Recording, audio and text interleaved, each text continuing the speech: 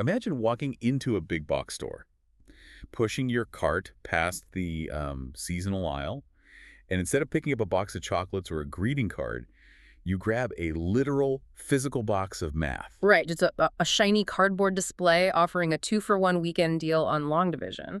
Exactly. I mean, it sounds completely ridiculous, right? Yeah. But that image perfectly sets up the brilliant little one-liner we're digging into today for this deep dive. Yeah, it's a great one. Okay, so the quote we are looking at is simply this. Pi Day is just a fake holiday created by math companies to sell more math. It's just a perfect piece of satire, really. It takes that cynical complaint we hear every single February. That greeting card companies invented Valentine's Day. Right, exactly.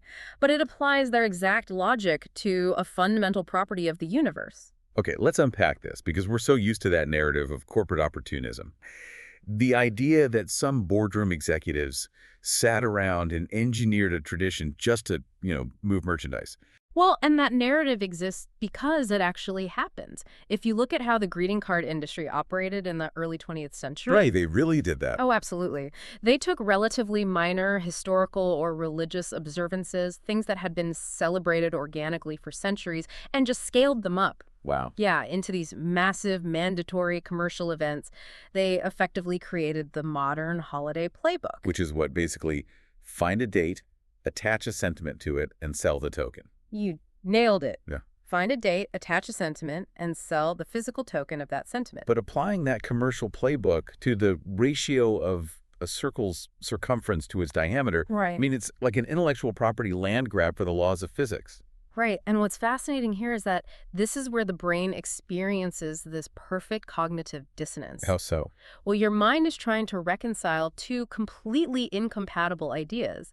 You have the cold, unknown reality of a mathematical equation on one hand, and then the warm, aggressive marketing of a holiday sale on the other. I mean, you can't patent the circumference of a circle. Right, so your brain just sort of glitches trying to process it like a seasonal latte. Exactly. And that glitch is exactly why you laugh. Although, to be fair, real companies have actually figured out a way to cash in on Pi Day. You can't sell actual math, but you can definitely sell pizza. Oh, totally. Every March 14th, you see local bakeries and massive pizza chains alike offering those $3.14 specials. Yeah, they've basically co-opted the math nerds' inside joke. They have, and turned it into a massive promotional vehicle for dough and cheese. But wait, isn't the whole serious critique about consumerism kind of missing the true genius of the joke? What do you mean?